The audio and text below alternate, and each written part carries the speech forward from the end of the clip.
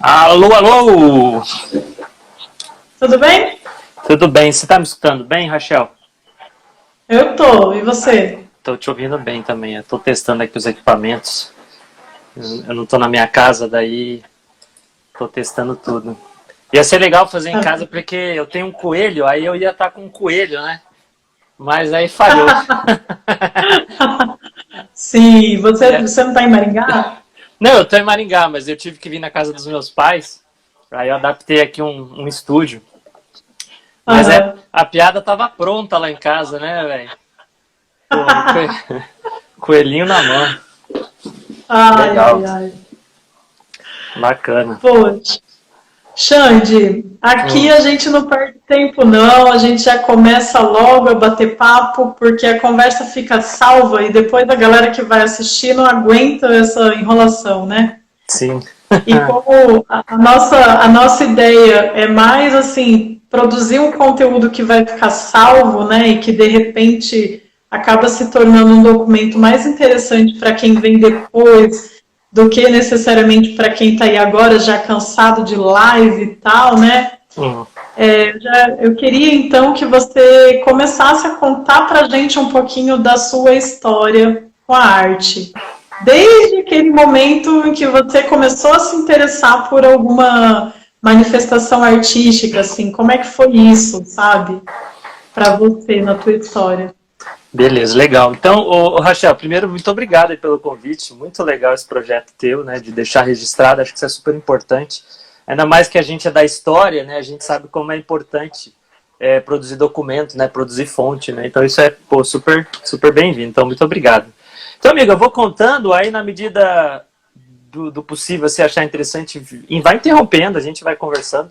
Tá legal? Tá, Bom, beleza. então, na verdade, a minha história, assim, de uma maneira mais clara, começa ali na adolescência, a envolver com arte. Mas, assim, existe já eu digo, um registro histórico na família que vem pelos meus avós, né? Tanto os avós paternos quanto os maternos.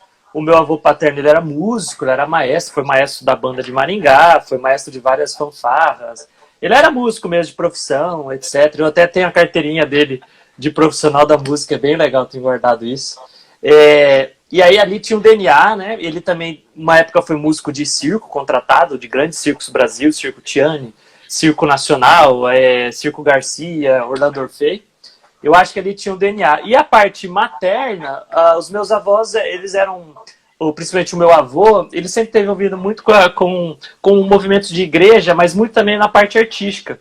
Ele era cantor, tinha quartetos, tinha os seus duos aí, né? Então acho que sempre ficou um pouquinho do DNA da arte ali, muito mais ligado sim à música. Aí pulou uma geração, houve uma lacuna de geração, meu.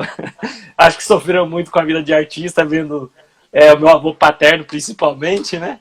E aí meu pai acabou se tornando bancário e tudo mais, né? Minha mãe foi dona de casa, sempre, né, trabalhou muito pela gente e tal. E aí eu acho que acabou, eu resgatei isso muito na adolescência. Então, sempre muito ouvindo histórias, gostando muito de arte, indo muito circo, indo muito a teatro. Aí a gente acabou, de alguma maneira, assimilando isso. E assim, a minha primeira experiência mesmo artística, de fato, foi na escola. Foi muito engraçado. A primeira vez que eu me ouvi com o teatro, eu fui fazer cenografia, assim. Foi uma coisa muito louca. Era um projeto da escola do Objetivo, um contraturno. E era na montagem do espetáculo. Isso eu devia ter uns 12, 13 anos, mais ou menos. E aí eu fui fazer a cenografia. Achei legal, mas assim, muito tímido. Eu era muito, muito tímido. Mas aí, com uns 15 anos, mais ou menos, adolescente, que aí eu me envolvi com teatro, né? Primeiramente, envolvido num grupo de teatro da igreja, né? De um movimento religioso. E ali que começou a despertar esse interesse pela arte do teatro e depois também do palhaço. Então, assim, meio que começa ali na adolescência, né? E aí, desde lá, desde os 15 para 16 anos, eu nunca parei. Até hoje a gente está nesse processo, né? Processo meio amador, depois se profissionalizando. Isso, assim, é uma Só gênese para bem resumida. Sim, só para a gente fazer um registro, qual o nome dos seus avós aí, especialmente esse do circo aí, fiquei Ah, interessado. o meu avô, ele chama Fernando Penha. Ele teve um livro aqui de Maringá, Eu não me lembro o nome, eu não sei se são as bandas de Maringá, alguma coisa. Teve o registro do trabalho dele, bem breve. E há uns 2, 3 anos atrás teve um documentário feito pelo Gravino. O Gravino, ele é músico de Maringá, ele fez um documentário também das bandas. E aí também falou um pouquinho do meu avô. Até um tio meu, Éder P., ele deu entrevista para esse documentário. Então é bem bacana. Fernando Penha. Que legal. E aí, como é que continua essa história, assim? O que você busca depois? Cara, então, aí a gente começou muito fazendo teatro nesses movimentos religiosos, movimentos da igreja, né? É um espaço que tem muita produção artística, se produz muito artista, principalmente da música, né? Eu diria que talvez uns 80% dos músicos do Brasil, eles são oriundos desses movimentos, né? No teatro é mais fraco, mas é um espaço muito interessante para a prática. Eu sempre falo que eu sempre estou no meio das coisas, né? Então, quando eu tive muito ligado no movimento religioso, eu tive no meio tentando buscar um lado mais artístico para esses movimentos, né? Mas é um espaço muito legal de você aprender, de você apresentar. Então, assim, até mais ou menos ali uns 20 e poucos anos que eu tive muito ligado a fazer teatro dentro da igreja e outros espaços, a gente apresentava muito, então eu tive uma experiência muito prática, isso foi muito enriquecedor. Né? Às vezes o pessoal que estuda teatro numa escola convencional, num ano ele faz uma montagem, apresenta uma vez. Dentro dessas coisas, a gente apresentava quase todo final de semana. Então era uma vivência experimental muito interessante. A prática era muito rica. Então eu comecei fazendo isso de uma maneira muito, como eu falei, né, muito amadora, muito ainda iniciante. E aí a partir dos 21 para 22 anos, eu ingressei daí numa companhia que já era um pouquinho estruturada, que era a companhia de teatro o Expressão de Amor.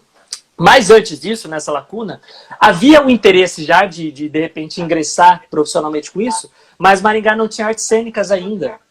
Maringá só tinha alguns cursos livres e etc. E aí eu optei por fazer História, que foi a minha primeira graduação. Só que nunca deixei de lado o teatro. O teatro continuou ali acontecendo e tudo mais.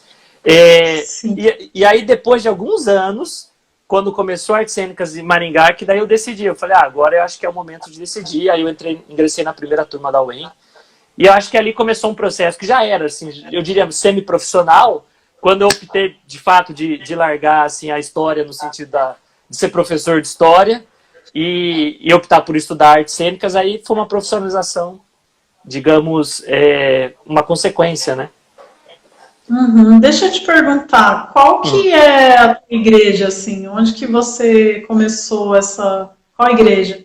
Cara, então, eu tive ligado a uma igreja chamada Igreja Missionária Central, ela ficava no centro de Maringá, especificamente ali atrás do Aspen Park. Hoje ela já está em outro lugar e tal, eu já estou, né, há muitos anos desligado disso, assim. Mas a gente não só atuava ali, então a gente tinha convite para várias outras igrejas, ONGs, instituições, era um trabalho assim que era para vários cantos, né? Isso é uma coisa muito legal. Desvinculado um pouco do conceito religioso, a gente sempre teve uma busca artística muito social. Então, de levar arte para lugar que não tem, né? Asilo, hospital, creche, escola. Então, a gente ia tudo quanto é buraco. Se tinha um convite, e aí tinha aquele ímpeto também da adolescência, né? Da juventude, assim, de aceitar os convites mais malucos, a gente ia e era super legal. Maringá, região. Teve muita história mirabolante, assim, de contar de coisas sensacionais no âmbito teatral, né? Mas toda essa parte da tua história, da tua trajetória, você considera ainda como uma preparação, assim, uma parte mais amadora, assim, né? Na verdade, assim, desde o começo eu sempre tive muito essa busca do artístico, né? Então é por isso que eu sempre falo, eu me localizo no meio. Eu sempre entendi isso. Quando eu estava lá, eu via assim, pô, isso aqui é legal, só que isso aqui não tem arte. Então eu preciso fazer esse meio, essa ponte para trazer conceitos mais artísticos. E as coisas foram fluindo. Então, assim, eu diria que era um preparatório, mas a partir dos 21, 22 anos, que daí eu ingressei de fato na companhia do Expressão de Amor, aí eu acho que começou já um aspecto muito mais profissional, muito mais artístico. Foi aí que eu comecei a viajar demais, a gente viajava quase todo final de semana para apresentar em algum lugar. Então foi uma prática muito de estrada, assim, sabe? De fazer teatro, aprender teatro na prática, né? Tanto quando eu ingressei mesmo nas artes cênicas, isso é uma coisa muito maluca, As artes cênicas foi sensacional fazer um curso, uma graduação, mas assim, foi muito mais um aspecto teórico, de embasamentos mais políticos, de entender algumas coisas, porque a prática é até estranho de falar, mas assim, era bem mais do que os professores, assim. Então eu peguei professores que tinham na história uma montagem teatral, e a gente já tinha 1 milhão, né, de prática mesmo, de vivência, né. Aí ligado a isso, as viagens também, quando a gente começou, eu comecei em 2013 a fazer essas viagens para o exterior. A partir de 2006, 2007, a gente começou a viajar muito dentro do Brasil. Então, assim, em 2007, eu tive, por exemplo, fazendo uma pequena turnê no Nordeste, em quilombos, apresentando em bairros muito carentes. E aí, assim, de 2007 até 2013, a gente viajou muito pelo Brasil, para vários lugares, vários estados. E aí, a partir de 2013, começam essas apresentações para fora do país, de fato, né? Sim, mas eu vou voltar lá atrás, porque só passou 10 minutos de entrevista e daqui a pouco você já está no final da história. Nesse começo, ainda na igreja, você já tinha descoberto o palhaço ou ainda era que tipo de teatro que você estava fazendo? Assim? Como que era essa questão do texto, dos espetáculos em si? Pô, isso é legal. Na verdade, assim, quando você está num movimento desse na igreja, você está, lógico, atrelado a um teatro com um cunho religioso. Às vezes um teatro com um cunho evangelístico, é como a gente falava, né? Então, há sim essa ideia da mensagem. O lado interessante é que ali havia um espaço para a gente criar as coisas. Então, assim, normalmente o movimento da igreja há muito o processo de replicar as coisas. É por isso que é um movimento muito fraco artisticamente, quando eu falo de teatro, né? Porque ele não é um espaço de criação, ele é muito de reprodução. Então é um espetáculo que vai sendo reproduzido. Eu li muito sobre isso, estudei muito e tal. O que acontece? No nosso grupo, quando a gente se formou lá, chamava Grupo Zoe, esse primeiro grupo aí, a gente sim começou a fazer algumas reproduções, mas a gente começou também a criar. Então a gente fazia a própria dramaturgia, a próprio cenário, a gente fazia tudo. Lógico, de maneira muito sensata, resumida, amadora, mas assim, foi um espaço de experimentação muito legal. Então você imagina, em um ano a gente montava 2, 3, 4, 5 peças de teatro, né? Então era um espaço de muita experimentação. Então a autoria era toda nossa, né? E aí os temas eram variados, às vezes eram temas para, por exemplo, para um evento da Páscoa, aí a gente montava, experimentava. Por exemplo, teve um espetáculo muito interessante que a gente fez lá. Pô, Paixão de Cristo, é tradicional, faz o quê? A remontagem daquela cena que todo mundo já viu 1 trilhão de vezes, né? Que, assim, que é um grande desafio. Como é que você reconta uma história que é contada há 2000 anos, sempre tentando um elemento novo? Para quem é de Maringá, né, todo abril você vai lá na Paixão de Cristo, assim, é a mesma coisa com uma coisinha diferente. Né? Mas é um marco, é simbólico e tal. E a gente fez experimentações, por exemplo, da gente montar um espetáculo em que o público inteiro era vendado.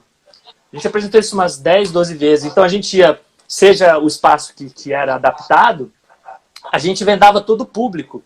E a gente teatralizava a história só por som. Então a gente criou um espetáculo só, digamos, audível, só que teatralmente acontecendo. Então são experimentações que quando eu volto para trás, eu falo, cara, aquilo era muito legal. A gente tinha esse espaço para criar. E isso foi muito bom, né? Então, foi muito rico isso, né? Então foi um pouco nesse sentido. Ah, que legal, que em 2019 teve o Acusma, né, aqui em Maringá, que fez essa experiência dos espectadores vendados. A gente achou que era pioneiro. Não! Cara, isso aí eu fiz em 2010, a gente fez em 2010. Mas é muito louco isso, porque, por exemplo, esses movimentos são muito fechados, né? Então, muitas das coisas, eles ficam... É um movimento fechado, infelizmente, por várias questões. Mas a gente fazia muitas experiências teatrais. Por exemplo, um dos espetáculos que a gente fez foi num acampamento, né? Um acampamento religioso e tudo mais. A gente fez um teatro de estações, remontando aos altos medievais. Então, lemos, estudamos isso. Então, era um acampamento bem grande, ficava ali em Guaraçu. A gente montou um espetáculo que o público era deslocado, saía ali do espaço, da capela, né, do anfiteatro, e aí ele andando por todo o acampamento, assim, tinha mais ou menos umas 6 estações. Então, assim, é um alto estilo medieval remontado, isso foi 2009. Então era muita experimentação, era muita coisa legal. Usava recursos, por exemplo, a gente fez uma cena dentro da lagoa. Então, assim, são coisas muito malucas, né? Lógico, de uma maneira muito experimental e muito amadora, mas, assim, essas coisas ficavam muito dentro, né, desse círculo, né? Sim, mas dessa época você conseguiu ter registros dessas experiências, desses espetáculos em foto, em vídeo? Sim, a gente tem muita coisa guardada. Assim, eu, por exemplo, e aí que vem a questão, né? Por nós sermos historiadores, a gente gosta de acumular as coisas, né? Fonte, livro e tal. Então eu sempre guardei muita coisa, assim, muitas coisas de foto, algumas gravações, né? A gente tinha um acervo bem grande, mas o rapaz, um senhor que era responsável pelo acervo, ele falou que perdeu esse material. Eu ainda não sei se ele perdeu, eu preciso dar uma consultada mais forte com ele, mas eu tenho pequenos registros disso, sim, tem bastante coisa. Foto tem diversas, né? Mas foram experiências muito, muito interessantes, assim, de fazer um teatro totalmente diferente. E aí também, por a gente apresentar nos palcos mais variados possíveis, é aquela coisa da experimentação. Você chega num dia no lugar e não tem luz, então você tem que improvisar a luz. Não tem palco, então você tem que improvisar o palco. O figurino rasga. Então, sim, são experiências teatrais muito ricas, né? Então, pô, sensacional. Tem muita coisa legal, assim, que se... Tem uma história, assim... Ô, Raquel, se for me empolgando, você vai me cortando. Mas, por exemplo, a gente queria montar para um evento também, para um acampamento, uma peça, e a gente queria fazer um enterro simbólico. E a gente queria comprar um caixão de verdade. Nós ligamos no Prever e eles não podiam ceder. Eles podiam ceder os materiais do velório, né? Aqueles suportes e tal. Eles cediam tudo, menos o caixão. E aí, cara, eu comprei um caixão. Aí eu saí de Maringá, eu tinha um golzinho bola cinza. Eu saí de Maringá, fui até Marialva comprar um caixão. E eu voltei com o caixão dentro do carro, velho. Então, assim... E aí, depois desse caixão, eu fui até Iguaraçuca, esse caixão que era o acampamento. Então, assim, eu atravessei por 2 postos de polícia com o caixão enfiado na diagonal no carro, assim. Então, são coisas muito enriquecedoras, assim, que a gente vai lembrando, véio, pô, é muito legal, cara. Uhum. Então, tem muita experiência, né? Uhum. E aí, assim, pensando na questão da faculdade, o que acabou te levando para a história? Por que você resolveu, assim, fazer história? Qual que era a tua intenção com isso? Cara, então, eu não sei como, assim, definir bem isso, mas, assim, é aquela coisa, tá? Com 16 para 17 anos, você precisa fazer o vestibular. Das coisas que me atraíam, lógico, eu já pensava em fazer artes cênicas, mas aí o mais próximo aqui era Londrina ou Curitiba. Não tinha intenção de mudar também, não tinha essa coisa de querer sair, mudar, não tinha isso, né? Sempre tive muito amigo em Maringá, muita coisa acontecendo em Maringá, então eu não tinha essa perspectiva de mudança. E aí, dentro dos cursos, das opções, a história é a que mais me agradava, assim, mais me atraía. Né? Meus pais queriam que eu fizesse direito e tudo mais, né? Faz direito e tal, por coisas que você também sabe, né? O mercado de trabalho e tal, mas nunca me pressionaram. E aí eu acabei optando por história por ser algo que mais me interessava. Mas não era no sentido de profissão, era mais no sentido pessoal mesmo. De gostar daquilo e ver que aquilo era importante, né? Só que daí, depois você vai observar, e quando eu olho para trás, a maioria depois que eu fui trabalhar artisticamente, muitas das coisas que eu faço tem 100% a ver com a história. A história me trouxe recursos formais e conhecimentos que são fundamentais até para o processo criativo, né? Uhum. Sim, a gente está na mesma situação, então. Eu também.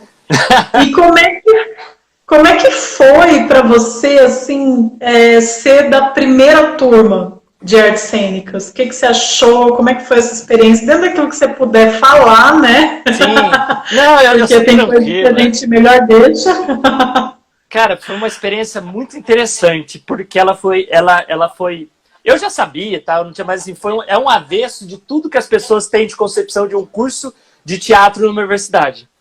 Porque a primeira turma, nós entramos, né? E assim, foi uma turma muito específica, que eram pessoas já mais amadurecidas. Então, assim, boa parte, assim, não boa parte, mas eu diria assim que talvez ali uns 20% eram pessoas que já tinham uma graduação, um outro tanto já eram pessoas que tinham mais de 30 anos, e tinham as pessoas que eram mais novas e tal. Então era um grupo bem maduro. Nós tivemos a experiência de ser na primeira turma esse processo de cobaia da universidade.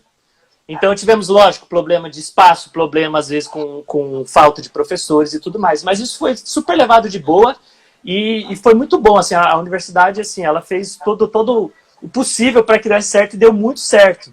Mas aí que eu falo que é um pouco assim, para mim foi excelente, faria tudo de novo e achei sensacional. Mas assim, nos primeiros momentos houve essas coisas do tipo assim, cara, isso aqui é legal teórico, assim, mas a prática, tipo assim, a prática é outra, meu amigo. Tipo assim, eu entrei com 25, fazia teatro desde os 16, fazia 10 anos que eu fazia teatro. Então assim, pô, é diferente e tudo mais. Para mim foi uma experiência muito boa, porque eu consegui ajudar muitos amigos, a galera que estava começando e tudo mais, né? Então, assim, foi uma experiência foi uma troca muito boa. Mas eu acho que o interessante da Artes Cênicas da UEM é que ela cresceu de uma maneira muito, muito madura. Os alunos, né, os professores, alguns sim, alguns não, aquele processo natural de a gente estar aprendendo junto, mas os alunos, a primeira turma, eu acho que houve já abrindo para discussões, né? Eu acho que houve uma queda desse amadurecimento das artes cênicas da UEM. Não estou muito envolvido, mas assim, conversando com amigos que às vezes lecionam lá hoje, né? Havia um grupo que iniciou muito com uma tradição que era do teatro da UEM, que era um teatro mais político, mais maduro, né? E aí acabou por diversas questões indo para um teatro talvez hoje muito mais, como fala, existencial no sentido... É difícil falar sem criticar, né? No teatro muito voltado para si, entendeu? Para uma pesquisa muito individualizada. Não é ruim isso, não estou falando isso, mas assim, que às vezes eu falo, eu não sei se é um tipo de teatro que está dialogando muito com a sociedade, entendeu? Que tenha muita potência para dialogar com a sociedade. Mas são as mudanças, né? E também isso faz parte, né? A gente se formou em 2014, então já são 6, 7 anos. Tá, pra gente, não vai ficar uma coisa assim muito exatamente cronológica, porque também não...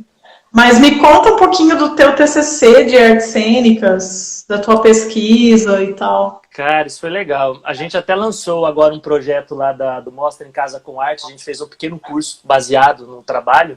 E aí que tá, quando eu fui fazer o meu TCC nas artes cênicas, eu quis puxar a história, assim, de Maringá e de recontar algumas coisas do teatro de Maringá. E aí eu fiz um trabalho sobre o TEC, Teatro e Comunicação, que foi um grupo que atuou na década do final dos anos 60 e início dos anos 70 em Maringá. Eu descobri esse grupo muito aleatoriamente. Eu tenho um tio, aqueles tios que não são sanguíneos, mas a gente chama de tio, e ele tinha feito parte desse grupo. E numa das conversas ele citou, e aí eu comecei a pesquisar. Fui descobrir depois que eu tinha trabalhado com uma das que faziam parte do grupo na biblioteca, quando eu era estagiário de História. E tinha sido aluno de um diretor do Colégio Também Objetivo, que também tinha sido desse grupo. Então, assim, meio que abriu um leque, assim, de falar, poxa, eu conheço essa pessoas que participaram do grupo. E aí eu fui pesquisar. Que é um grupo muito interessante da década de 60, né, de 70 em Maringá. Ele trabalhou com muitas montagens de Martins Pena, montagens de Pedro Bloch. E deu para recontar um pouquinho como que foi essa época desse desenvolvimento artístico na cidade, né? Apresentação nos cinemas, né? Não tinha um teatro ainda em Maringá, no sentido clássico. Eles apresentavam nas paróquias, nos cinemas, apresentavam em outros espaços, salões de clubes, né? Como Centro Português. E deu para reconstruir um pouquinho, entender um pouquinho. O mais legal desse grupo, talvez numa perspectiva histórica, é que ele foi um dos poucos grupos daqui do norte e noroeste do Paraná, que assinou um contrato com o Mobral. O famoso Mobral, né, movimento de alfabetização. Então eles tinham um convênio e eles recebiam para isso. Então eu considero eles como um grupo semiprofissional. Eu não posso afirmar que é o primeiro, porque ainda faltam muitas lacunas de pesquisa. Mas foi um grupo que teve recursos para investir na arte que eles desenvolviam, de uma maneira ainda muito amadora na cidade, mas tiveram recursos, compraram equipamentos de iluminação, compraram uma Kombi. Imagina isso para um grupo de teatro na década de 60, 70, você tem uma Kombi.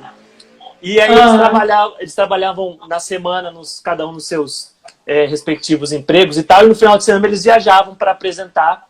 E muitos relatos, assim, eles tiveram mais de 200 apresentações, por exemplo, do Martins Pena. Então eles foram para tudo quanto é canto do Paraná. Então, assim, é uma coisa que eu acho muito simbólica, porque muitas dessas apresentações, a gente já vivenciou isso aqui também recentemente, de você ter sido a única apresentação de teatro naquela cidade naquele ano. Então isso é muito legal para o movimento, né? Assim, é uma coisa bonita, né? Então foi isso, é o Teatro e Comunicação. Ele teve dialogando com outros grupos também da época, depois a gente descobriu o Grita, tem o TEME também, Teatro Maringaense Independente, teve grupos dos colégios que a gente acabou também descobrindo. E aí nessas pesquisas também a gente descobriu no sentido da nossa pesquisa, né? Isso já estava obviamente exposto. Por exemplo, a primeira planta de um teatro em Maringá, que ia ser feita ali no redondo da famosa Carwash. Então, o primeiro teatro de Maringá já tem problemas que a gente discute até hoje, né? Você bota um teatro do lado de uma avenida, né, velho? Com pouco acesso, perigoso e etc. Uma rotatória. O que a gente estava discutindo recentemente aí sobre, por exemplo, a revitalização do Reviver, das questões de segurança, do barulho, etc. O primeiro projeto de Maringá já ia ter esse mesmo problema, né? Então, assim, é muito legal isso. Você vai descobrindo que nada é tão antigo e nada é tão novo, né? Tudo tá meio que... O eterno retorno. O eterno retorno, né? Então, assim, o trabalho de pesquisa da graduação foi isso. Foi bem legal, assim, foi muito bacana. Que legal. Xande, vamos voltar então para o Expressão de Amor. Eu achava que você tinha criado o grupo. Agora eu descobri que já existia, então. O grupo de teatro Expressão de Amor foi fundado em 1995. Você acha? Então, mas aí que tá. Ele passou por várias fases, né? Mas assim, era um grupo ainda muito fechado de adolescentes que queriam fazer teatro dentro da igreja, dentro daquele movimento. E aí, ao longo do tempo, foi se desenvolvendo e tudo mais, né? Mas foi criado em 95. Eu entrei 11 anos depois. Eu entrei em 2006, por aí, 2007. Então, assim, o grupo, ele já desenvolvia o trabalho teatral e aí que ele também foi começar a pesquisar palhaço a partir de 2000, 2001. Mas aí que tá. O grupo foi criado por 3 pessoas. Pelo Hudson Zanoni, que você conhece, pela Patrícia Gadani e pelo... esqueci o nome da outra pessoa. Mas eram 3 adolescentes ali com seus 15, 16 anos que queriam fazer teatro na igreja. E aí começaram a desenvolver. Então, assim, desde o começo, o grupo sempre foi também numa perspectiva artística. Só que era muito fechado nesse movimento. E também era um grupo que viajava muito. Então, isso que é muito louco, assim. Às vezes, o pessoal às vezes não conhece a gente dentro de Maringá, mas, assim, porque a gente nunca desenvolveu muita coisa em Maringá, porque a gente sempre esteve viajando. Isso é uma coisa muito louca, né? E aí também, depois de um processo de amadurecimento, a gente foi entendendo também que devíamos também fazer muitas coisas em Maringá, né? E as coisas foram assim, mas começou o grupo em 1995. Em 2010, 15 anos depois, a gente conseguiu realizar o primeiro sonho nosso, que era ter um espaço, que era ali perto do Prever, era um espaço pequeno ainda. E aí, em 2011, a gente foi para o Camarim, que foi na Riachuelo, que eu acho que você teve a oportunidade de conhecer, que aí foi um teatro que a gente conseguiu decorar do jeito que a gente queria. A gente fez um teatro que uma apresentação deu 350 pessoas, por exemplo. E a gente lá fez muita coisa legal, muito evento. Foram 2 anos bem intensos, assim, de muita apresentação teatral, música, poesia, muita coisa. Infelizmente, estava muito preso ainda a esse movimento religioso, que, infelizmente, não no sentido do religioso, mas às vezes as pessoas da comunidade de Maringá não conheciam muito, né? E também, se conheciam, eu não sei se daria certo, porque daí ia lotar, não ia ter como, né? Então, dentro desse movimento, assim, artisticamente, a gente fez muita coisa. É um movimento muito rico na história de Maringá, mas sempre ficou muito paralelo, porque nunca dialogou muito com os artistas mesmo, de ofício, sabe? Os artistas no sentido profissional. E aí eu acho que, assim, o Expressão, a gente meio que sempre buscou, por isso que eu falo do meio, a gente sempre buscou tentar fazer essa interlocução, né? Para ajudar tanto os dois lados, para tirar o preconceito de um lado e tirar o preconceito do outro. Eu me defino artisticamente isso como eu busco estar no meio, né? Com o teatro, com o palhaço, para fazer essas interlocuções. Né? Mas aí o Expressão, eu entrei em 2016.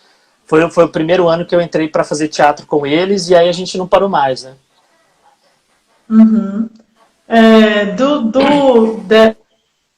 Da sua estrada com Expressão, você destaca alguns espetáculos, algumas experiências que você tenha vivenciado com eles e tal? Estou dividindo em blocos, você percebeu, né? A gente está bem pós-estrutural, né? Então, é assim, a gente teve muita montagem legal, muita coisa boa. Por exemplo, a gente tem um espetáculo que é o Brincando de Circo. Hoje a gente remodelou e a gente chamou de Fabuloso Circo Acessível, mas ele teve uma gênese e uma transformação. Esse espetáculo, que é uma linguagem artística bem circense, cara, sem exagero, eu acho que esse espetáculo, a gente deve ter apresentado ele mais de 1000 vezes, sem exagero. É uma coisa assim, bizarra, mas já... E tudo quanto é canto. É o espetáculo pocket que a gente leva, por exemplo, às viagens, quando a gente vai para um outro canto do mundo. Então, tem esse espetáculo que é muito legal, né? Sempre a gente, lógico, foi reformulando ele, mas é um espetáculo que já tem uma ideia, né? Também tem a ver com o processo de amadurecimento. Então, as primeiras vezes do Brincando de Circo eram 10 palhaços em cima de um palco, uma coisa bizarra, né? Uma coisa destruidora, uma coisa traumática. E aí, no processo de amadurecimento, não, hoje só eu e o Hudson, né, com uma perspectiva mais, digamos, profissional. Então, tem esse espetáculo que foi bem legal. Nós tivemos muitas montagens que não teve longa duração, mas foram legais, que a gente começou a apresentar um convite ao teatro. Uma foi bem legal, que você acha que foi a primeira vez que alguém fez uma crítica de um espetáculo nosso, que foi o Fugêncio e Rabugento e seu epitáfio nos Jardins dos Sentidos. Foi um espetáculo que a gente fez, foi convidado para participar do convite ao teatro, né, era... Também, assim, muita coisa de experimentação e tudo mais. E a gente montou esse espetáculo e eu acho que você tinha um blog, não era? De crítica. Se não me engano, era a época que você estava no Sesumar fazendo jornalismo. Posso estar enganado, não sei. Também não me lembro, mas eu lembro que eu...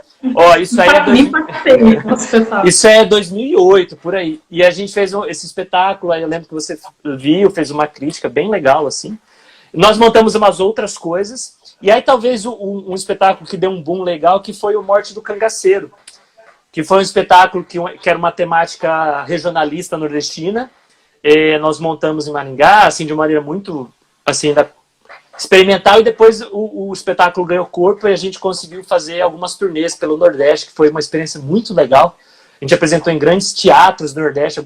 Teve um teatro especial que nós apresentamos em Natal, no Rio Grande do Norte. Era um teatro centenário, e hoje ele está em reforma, já faz uns 10 anos. Mas assim, a gente teve a oportunidade de apresentar em uns palcos grandes, né?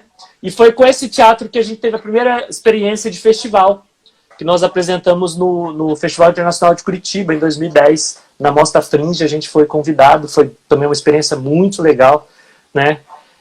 Foi assim, um rompimento de barreiras, como eu falo, aquela questão do meio na época, né? Nós éramos muito rotulados, vocês fazem um teatro religioso, mas não era religioso, né? Tinha uma essência ali, porque é o que nós vivíamos, mas eles não tinham uma característica de um teatro, digamos, um teatro didático, né? Era um teatro, era teatro, né? E foi uma experiência muito boa. Então, eu acho que esses espetáculos são, assim, bem interessantes. E um espetáculo que a gente desenvolveu, que foi um musical em parceria com o IAP, Instituto Adventista do Paraná. É um colégio interno que fica indo ali para Floresta Floriano, não sei mais ou menos localizar. Nós montamos um musical chamado O Libertador, que foi um musical que reconstruiu a história de Moisés. E aí era uma super produção. Na época, isso foi 2007. Só para você ter uma ideia de valores, na época eles investiram R$150 mil numa produção. Cara, foi um negócio assim, surreal. E aí nós excursionamos por todo o Brasil, apresentamos no finado Credit Card Hall, não sei como é que chama hoje, finado Credit Card Hall. Nós apresentamos em vários teatros do Brasil e foi uma experiência também bacana. Mas assim, é que eu estou tentando lembrar de cabeça, mas fora isso teve muito espetáculo, muita coisa legal que a gente montou. Coisas que duravam às vezes 1 ano, 2 anos, né? Mas isso tem tudo registrado, isso é bem, bem legal, né? Sim, que massa. Não sei, eu estou fazendo você perder sua linha de raciocínio? Não, tá excelente. Tá excelente. É que você estava resumindo, eu falei, não, vou perguntar. Não, pergunte.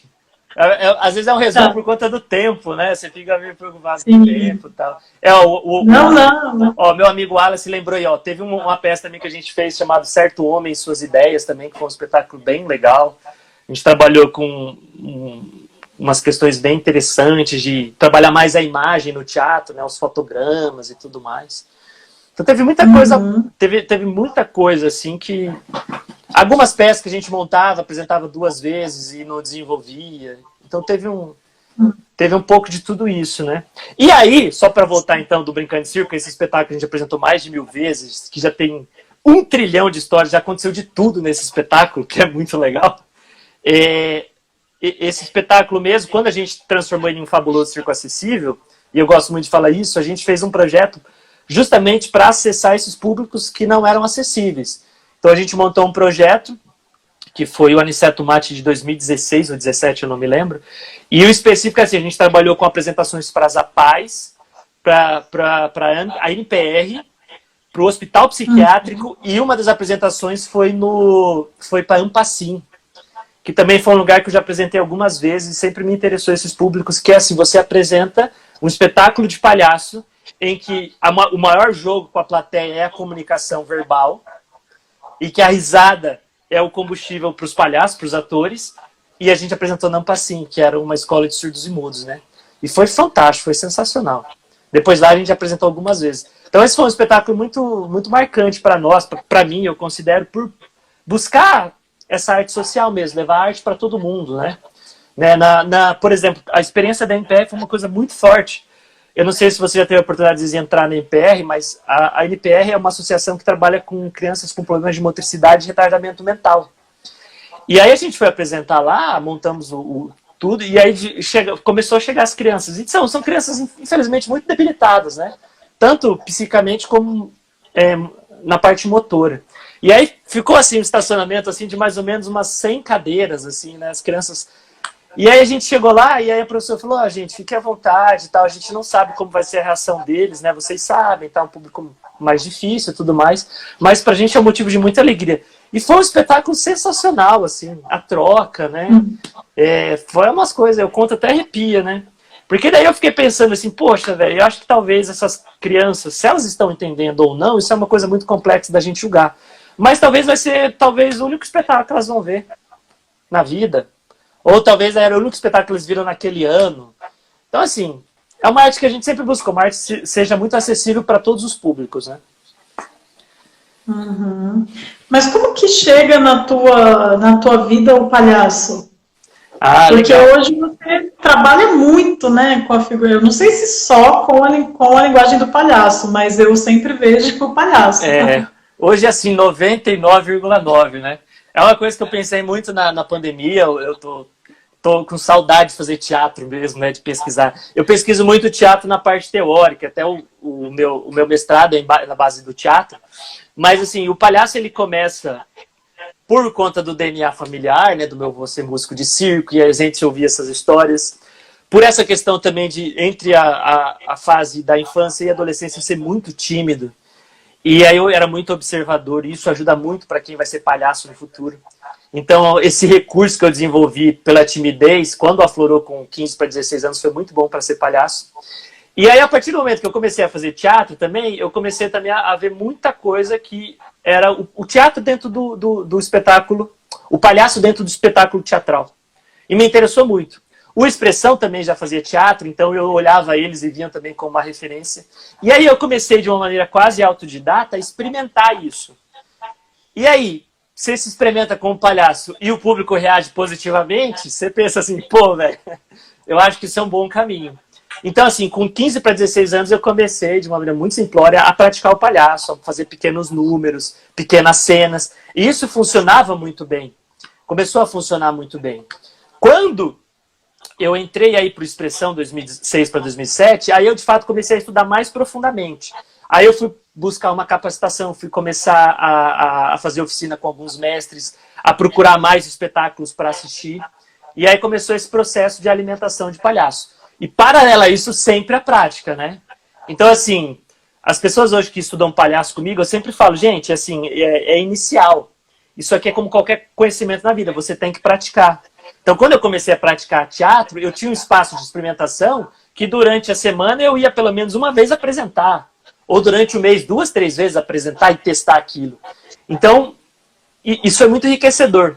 Aí, quando eu comecei a estudar de fato, muitas questões que eu tinha experimentado, eu comecei a entender melhor. E aí potencializou a prática do palhaço. Foi daí que a gente começou a estudar. Aí começou o envolvimento também com o trabalho social do palhaço dentro de hospitais, que é uma linguagem muito recente. Ela tem desde a década de 80, no Brasil desde a década de 90. E era um espaço também muito fértil para praticar. Toda semana, 2, 3 vezes, eu estava de palhaço num hospital, lidando com um público muito difícil, que são pessoas com as mais variadas doenças e problemas, com as mais variadas tensões. Então isso tudo foi muito legal, muito enriquecedor, 2006 por ali. Nesse processo, como a gente começou a praticar, como a gente começou a estudar e tudo mais, começou a ter uma busca das pessoas pedirem para a gente ensinar também. Isso é uma coisa que foi muito legal, foi uma legitimação que partiu do público. Não necessariamente assim, eu te falo assim, eu estou pronto para dar aula de palhaço, não foi isso. Mas foi assim, o pessoal buscou, olha, eu quero fazer isso também, você me ensina? E aí, a partir de 2010, que eu comecei essa parte também de lecionar um pouco sobre essa arte do palhaço. E aí acabou que as coisas vão indo, né? Em 2010 a gente começa a lecionar, começa a formular as primeiras turmas. Os grupos de palhaço no hospital, existe uma lacuna de formação muito grande. Então, assim, é aquilo que eu vou voltar ao ponto do meio, né? De ser o interlocutor. A arte da palhaçaria no Brasil, ela tinha os nomes consagrados, que eram pessoas que já tinham uma carreira lá de 20, 30 anos, que não acessava esse público que queria aprender também. Não queriam ser palhaços profissionais, mas queriam aprender essa arte. Então havia essa lacuna, havia esse meio aqui que não estava vago, né? Ou estava vago. E aí a gente começou a desenvolver esse projeto e começamos a dar oficinas, workshops, cursos no Brasil inteiro. E aí a partir disso a gente começou a viajar, começou a ter contato, formar, e começamos a ser convidados para os eventos nacionais, internacionais. E aí começa toda essa história que aí hoje eu chamo de escola de palhaço, né? Isso é muito louco. Em 2010 eu entrei no Google e escrevi escola de palhaço, não tinha nada. Você imagina, um termo tão comum, né? Escola de palhaço. Você botar escola de teatro, aparece 1 trilhão. Escola de palhaço, não tinha. E aí também começa o processo de desenvolver um pouco de uma didática, de uma pedagogia para ensinar palhaço também, que é uma coisa que ainda não existe, pasmem, no mundo, assim. Há muita pouca coisa, é uma arte ainda muito nova. A gente pensa, mas palhaço existe há 3.000 anos. Só que pedagogia, didática de palhaço é uma coisa muito recente. Né? Porque é muito recente a popularidade do palhaço também. Não enquanto prática, mas enquanto estudo. A arte do palhaço é uma coisa muito recente, o estudo dela, a teorização dela. Então, assim, foi nessas lacunas que a gente começou a entrar. E aí tudo misturado, né? Ensinar palhaço, fazer palhaço em hospital, fazer palhaço no hospital psiquiátrico, que é um lugar que eu atuo há 8 anos, que é um lugar muito pioneiro também no Brasil. Acho que talvez a gente foi um primeiro grupo a mexer com esse tipo de público. Apresentar em rua, apresentar em palco, apresentar em circo, apresentar em tudo quanto é canto, né? E é uma história. Qual é o nome do teu palhaço? Cajuíno Castanho. Palhaço Cajuíno Castanho. Na universidade, 2002, a gente teve a oportunidade de estudar mais a fundo também, quando veio o Marcelo Colavito de São Paulo, com uma didática muito específica de trabalho de palhaço. A gente montou ali um projeto de pesquisa, né, um projeto de extensão para praticar palhaço também. Então foi uma época muito enriquecedora. 2003, eu não sei se ainda está em funcionamento, mas a partir de 2012, 2013, esse projeto funcionou. Então toda semana um grupo ia lá para estudar palhaço, para testar, para errar, para aprender, dialogar. Então é uma coisa muito, muito enriquecedora, né? Foi um processo muito, muito louco. E é assim, aí é 1 milhão de histórias, né? 1 trilhão de histórias. Sim, sim. A escola de palhaço, ela já formou mais ou menos quantos palhaços? Você tem Amiga, eu não tenho um número exato, assim. Eu sempre divido a ideia em duas questões, a ideia da formação e a ideia da informação. Esses trabalhos que a gente faz de final de semana, eu não julgo como formativo, eu julgo mais informativo. A formação mesmo, quando eu desenvolvi a escola, de fato, em Maringá, no nosso espaço, eu trabalhei com 6 turmas. Aí foram 6 turmas mesmo, assim, anuais. Paralelo a isso, a gente fez a turma de formação também da Unicesumar, que daí eu tenho um projeto lá desde 2002 chamado Humanizarte, que são os alunos de medicina, que eles dedicam 3 meses do ano deles para estudar palhaço, como um processo ali de ter outras questões, as outras artes aplicáveis à medicina, que é vulgarmente chamado de humanização, que é um termo que eu não gosto, mas as pessoas chamam de humanização. Então, assim, fora essas turmas regulares, tanto ali do pessoal do Humanizarte, quanto do pessoal da escola de palhaço, quando existiu no camarim mesmo. Fora isso, assim, são incontáveis, não tem como precisar, assim, quantas mil, 2, 3, sei lá, 5, 6 mil pessoas a gente já teve o contato, teve a oportunidade de dividir alguns aspectos da arte do palhaço, assim. Mas foi tudo quanto é canto, também fora do Brasil, né? Então eu tive experiências de dar aula fora do Brasil também, para o público da América Latina também. Então teve muito contato bom aí, vixe. Sim, imagino. E quem são os palhaços que você tem como referência ou inspiração, assim, aqueles que você mais gosta? Amiga, tem muitos bons, assim. Eu sempre menciono esse nome porque foi um nome muito importante. É um chamado Carlos Moreira. O Carlos Moreira, hoje ele está vivendo em Florianópolis, mas ele foi um palhaço que eu tive os primeiros contatos de formação. E os contatos basilares da arte do palhaço foi ele que me passou. Eu já tive a oportunidade de trabalhar com grandes mestres, mas aí que vem a questão, que aí eu volto a falar da ideia da didática, né? É muito importante para os artistas, aqueles artistas que são renomados, buscar uma didática em que a arte deles, que é uma arte sim profunda, estudada, experimentada, ela seja acessível às pessoas que estão começando. Então eu tive a oportunidade de trabalhar com grandes palhaços, mas esse é um dos caras principais, chamado Carlos Moreira, palhaço Kiko Satisfação. Ele viveu durante muito tempo em Portugal trabalhando num projeto chamado Operação Nariz Vermelho, que trabalhava com palhaço em hospitais também, um grande projeto de Portugal. Ele foi um referencial para mim, o Carlos Moreira. Fora isso, eu acho que assim, os grandes nomes, né, da gente olhar e experimentar, né? O pessoal do Lumen sempre foi uma grande referência, né, de palhaço, sempre gostei muito do Lumen, da perspectiva teatral dele. Eu sempre vi muito palhaço de picadeiro, assim, de palhaço de circo, sempre gostei muito, né? Eu gosto muito, então, assim, resumindo, né, eu gosto muito desse Carlos Moreira, um cara que sempre foi um referencial. Um palhaço do leste europeu chamado Mikhail Uzov, ele também é um palhaço também da velha geração, da velha guarda. E o Slava, né? Eu sempre gostei muito da poética do Slava Poluin, que ele é sempre considerado um dos palhaços mais famosos do mundo, mas o Slava Poluin foi um palhaço também divisor de águas, quando eu assisti ele. E aí, se eu posso dizer, uma grande referência de palhaço para mim são os palhaços russos. Gosto muito dos palhaços russos, né? Mas assim, eu estou sendo muito, digamos, ingrato, porque tive experiência com grandes palhaços, de estudar junto e tudo mais. E isso foi muito bom justamente para essa perspectiva que eu falo de didática, né? Tive a oportunidade de estudar com grandes mestres, mas aí eu via que há uma lacuna. E isso também é uma coisa que eu vejo às vezes dos artistas. Você fala uma linguagem que é só para os artistas. A gente precisa, se a gente quer democratizar, se a gente quer socializar conhecimento, que a gente quer trazer o melhor envolvimento da arte com a sociedade, a gente precisa trazer algo que seja dialogável para as pessoas, né? Não ficar numa classe restrita e tudo mais. Então, assim, para mim foi muito interessante, mas, assim, na parte pedagógica, a minha busca é conseguir estruturar uma didática que eu possa ensinar palhaço para todo mundo. Seja para palhaços, às vezes, mais velhos, palhaços que queiram iniciar. E tem sido uma experiência muito bacana, assim, tenho visto que hoje, assim, eu vejo que tem muitos frutos bons, assim, de uma galera que começou com a gente e hoje já se profissionalizou, ou de grupos que começaram com a gente e hoje são grupos referenciais de trabalho em hospitais e outros espaços no Brasil inteiro. Então é um legado recente, mas que a gente fica bem feliz, assim. Eu tenho muitas coisas para te perguntar, Xande. Manda bala. Tá, então desculpa, eu sei se você tá com pressa, não sei, mas... Manda bala, a gente pode ficar aqui até amanhã. Tá. Não, você sabia que agora o Instagram ele não encerra mais as lives com 1 hora? Então eu tava preocupado com as disso. Não encerra mais. Então beleza. Amiga, você que delimita aí, eu tô à disposição. Tá, não, vou fazer mais algumas perguntinhas só. Não, então uma curiosidade...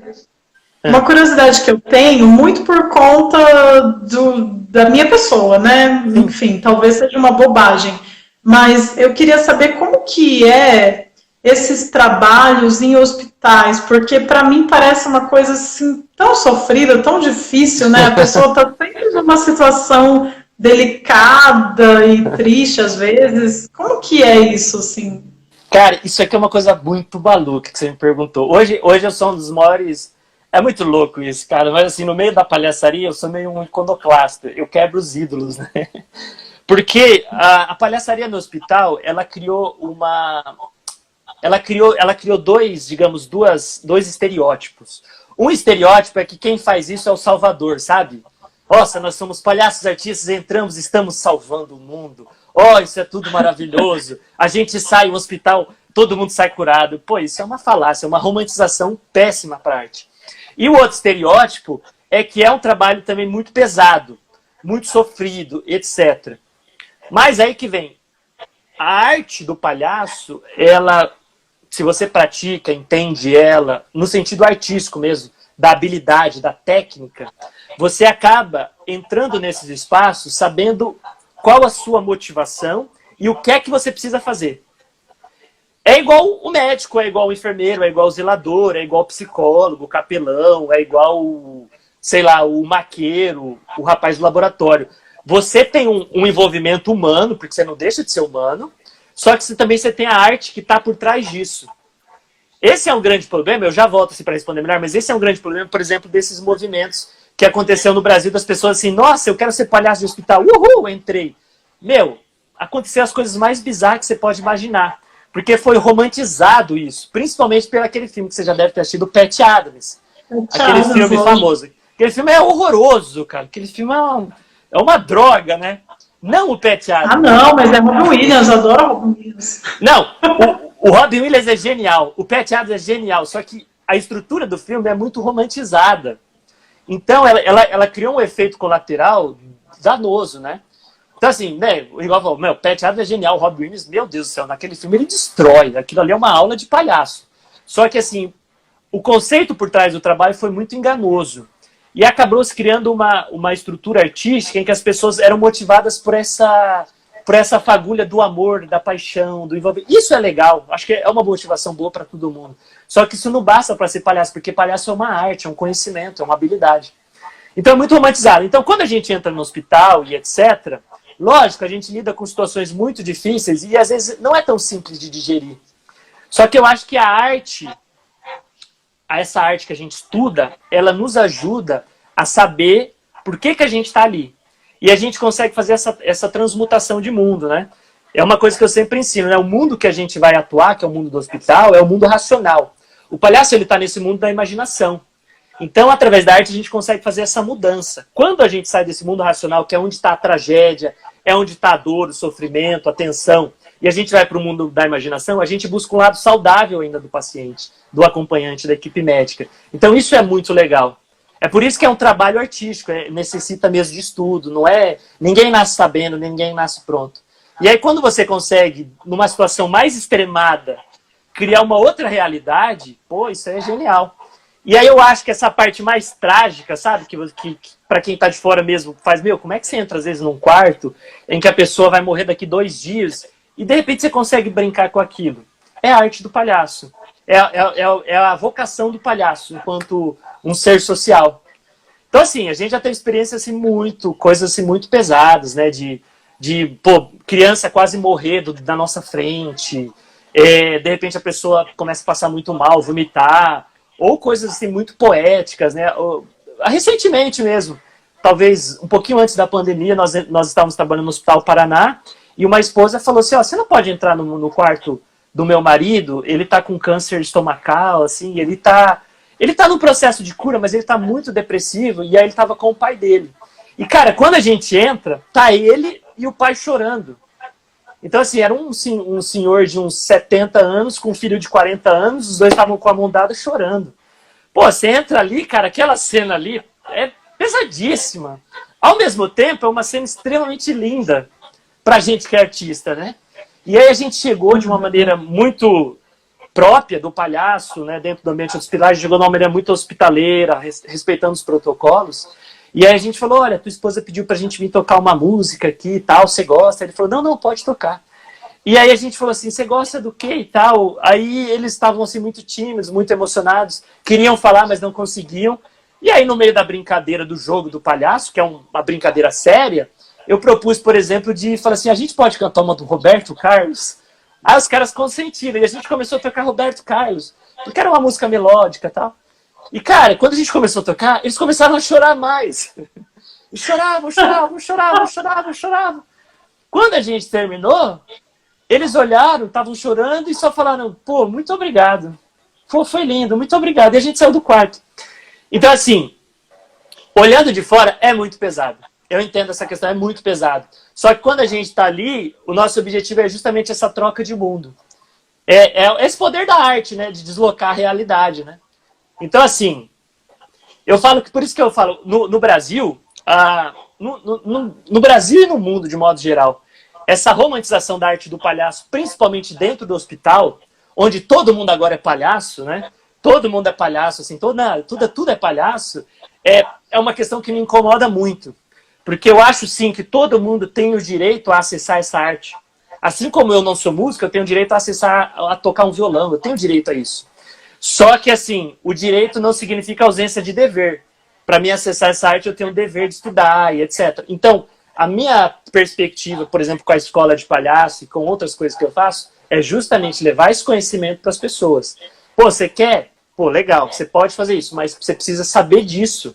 Porque senão você vai lá e vai fazer uma outra coisa que não tem nada a ver com o palhaço, você vai enfraquecer essa imagem e aí você vai criar bloqueios, lacunas, você vai criar problemas sociais, porque a gente já foi trabalhar em hospitais que eles já tiveram experiências danosas com esses palhaços sem qualquer tipo de formação.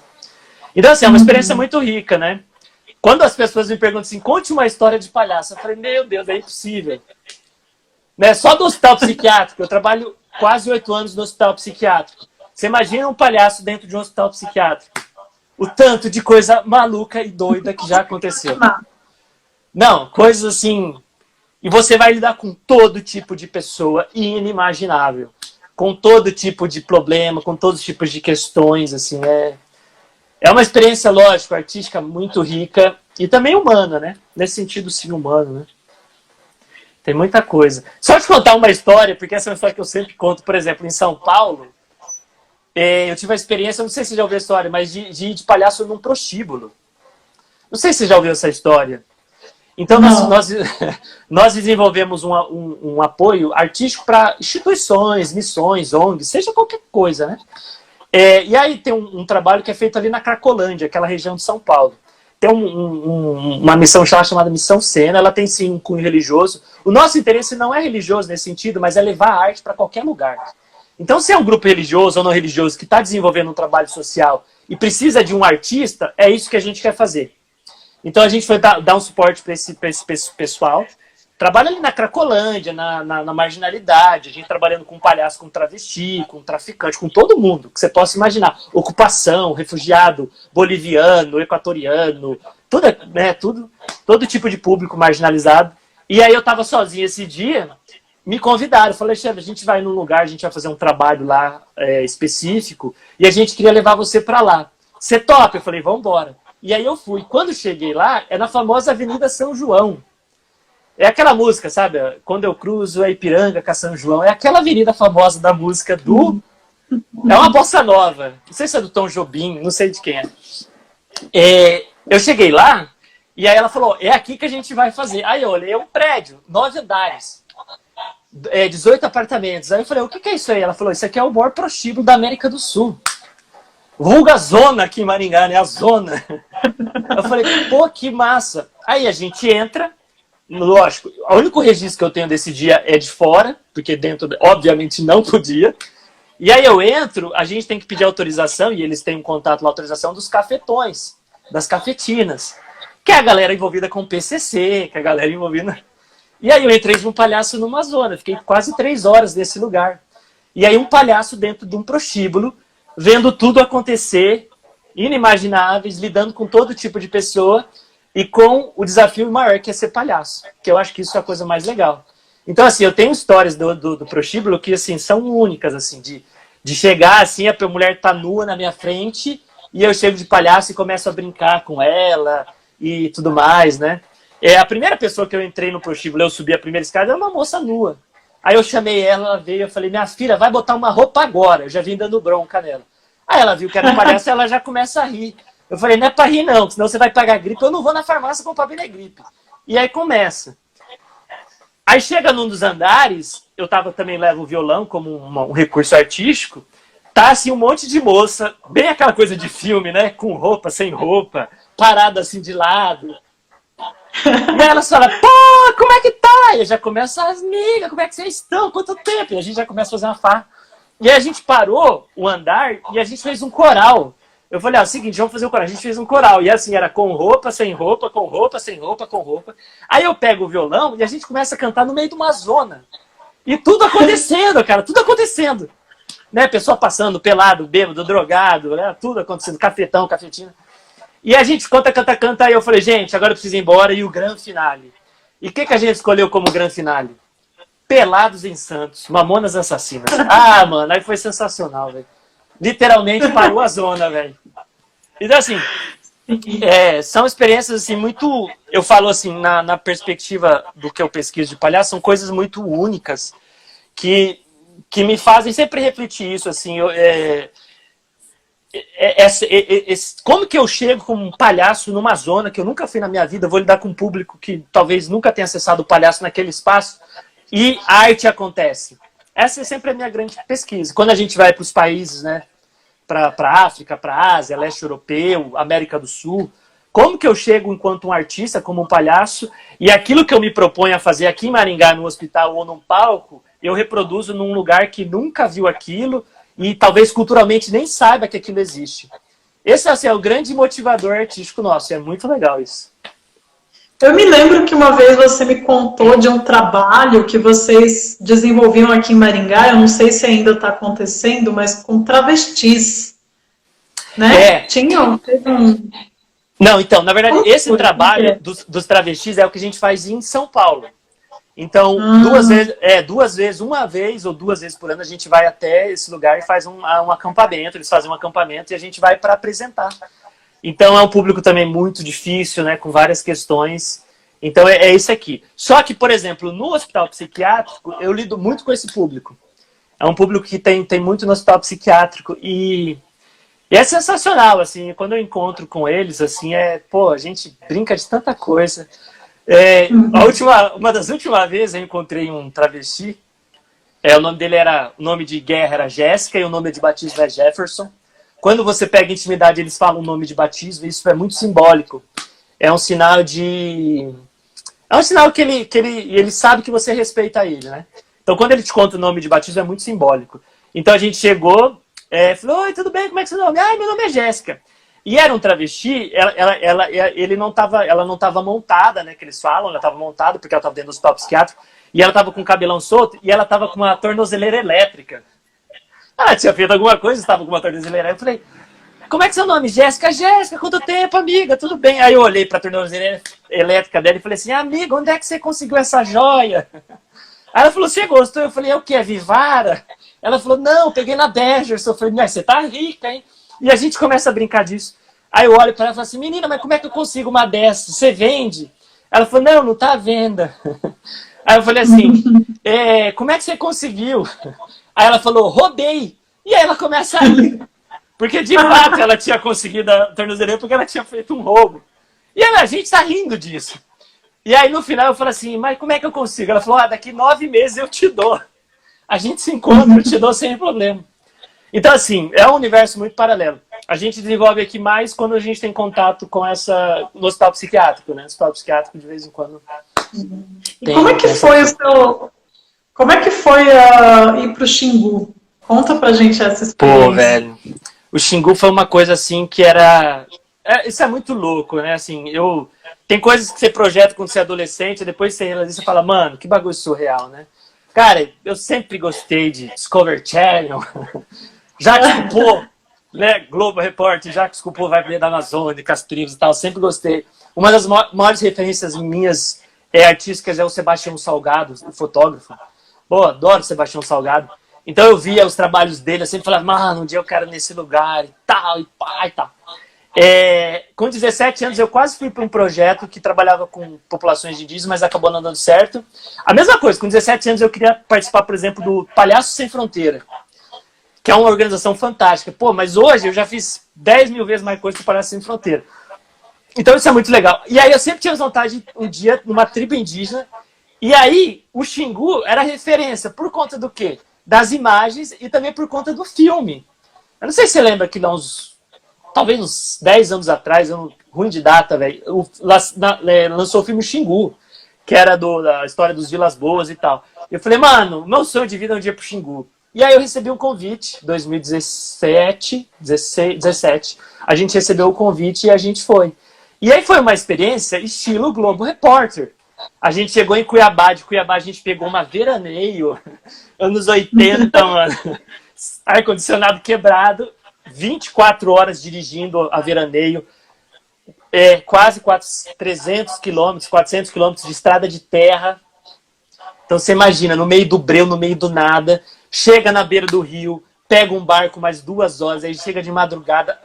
Globo Repórter. Um frio, o lugar que eu mais passei frio na minha vida foi o Xingu. As pessoas falam, cara, o Xingu, no meio do Brasil, à noite é um frio insuportável. A gente chega, aí era 4 horas da manhã, um frio, a gente acende uma fogueira, espera chegar às 6 horas o carro, e aí a gente chega na tribo. E é uma imagem muito bonita, porque é um lugar muito ainda conservado, no sentido tradicional, né?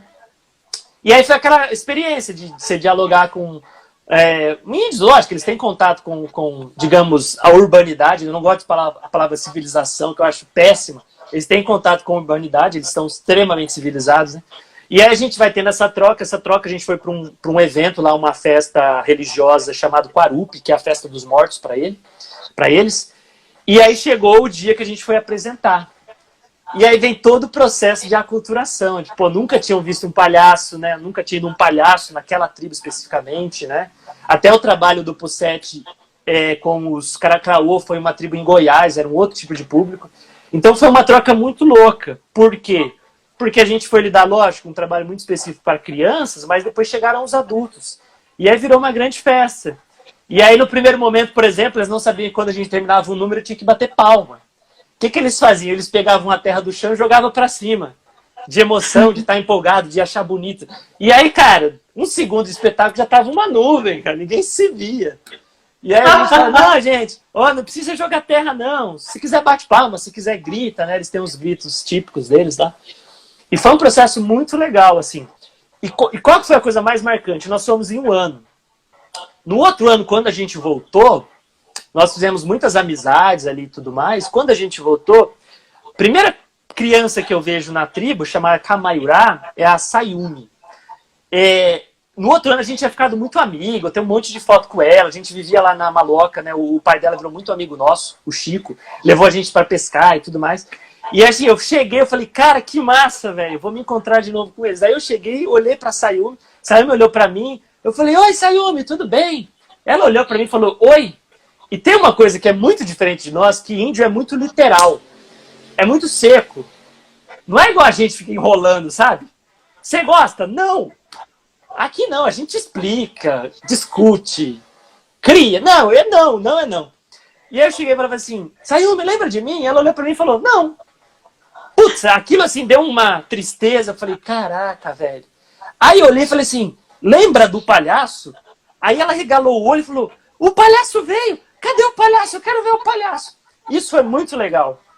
Porque pra gente que é artista, a gente vê a potência disso, né?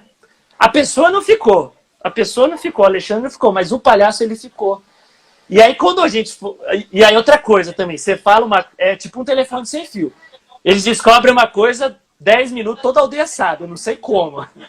Mas assim, cara, deu 10 minutos, já tava criançada já pirando. Quando que os palhaços vão estar aí? Quando que vai ser? Aí a gente começava a explicar, não, só vai ser daqui a 2 dias, depois da festa.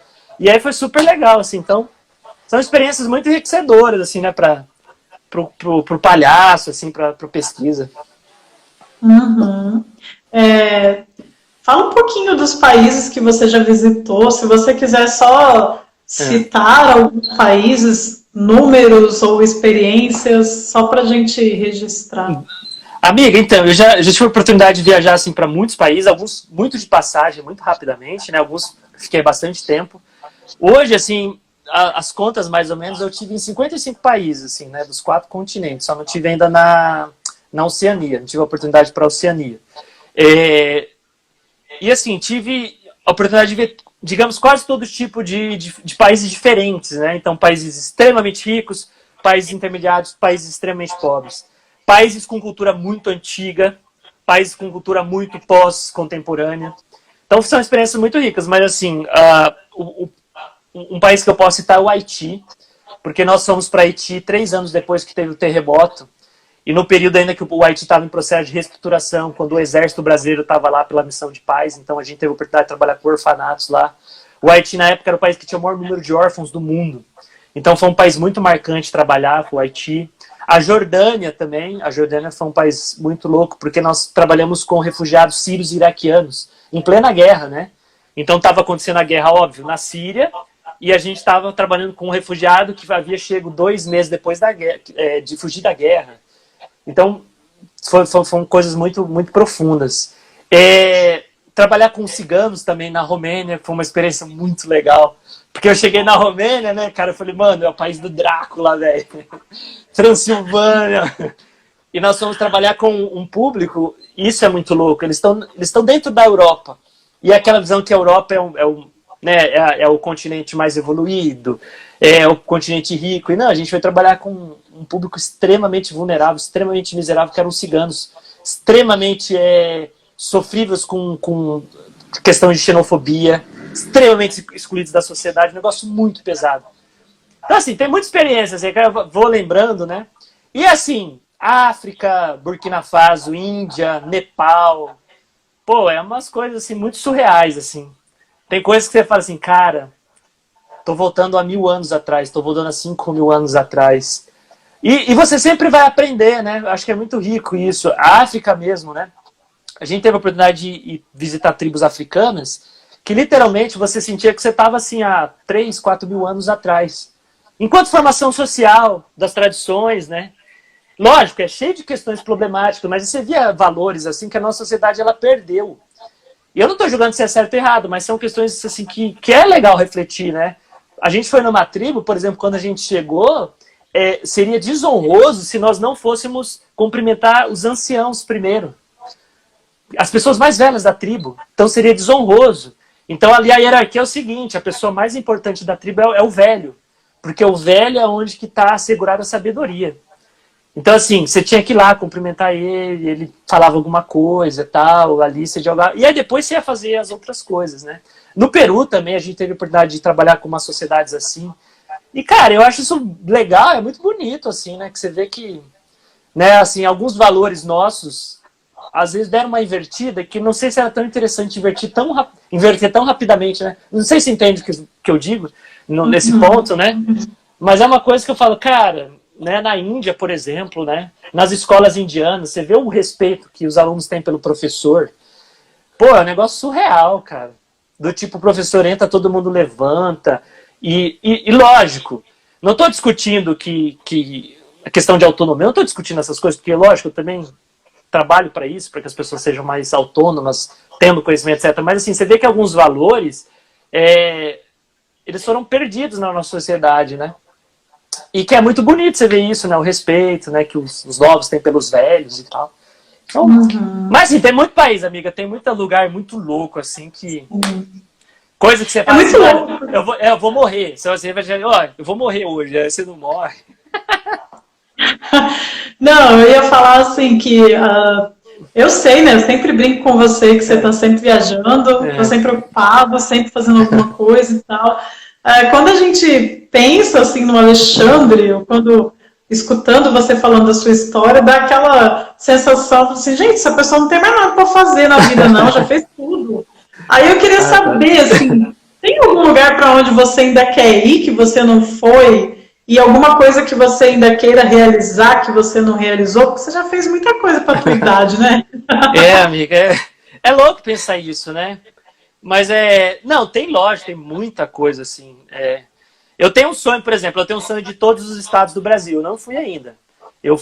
Faltam 5 estados do Brasil, não fui ainda, eu quero ir em todos. Países também, eu tenho vontade de todos os países, assim, mas assim, 2 lugares que você quer ir muito, que eu tive convites, não fui ainda, mas eu tenho desejo de ir. Lógico, ir como palhaço, levar minha arte para esse lugar. Um é o Timor-Leste, que é um lugar muito complexo, bem pesado. Timor-Leste, a gente teve convites para ir, mas acabou não dando certo. E o outro lugar é a Síria. Eu tenho muita vontade de ir para a Síria. Já tive convite de ir para a Síria, a gente ia pelo Iraque, olha que coisa legal, bem tranquilo. Né? Desde que começou a guerra, né, os aeroportos estão fechados na Síria, né? Então Damasco não tem aeroporto que faça voo comercial, então você tem que ir para o Iraque ou para o Líbano, e aí lá você atravessa a fronteira e vai para a Síria.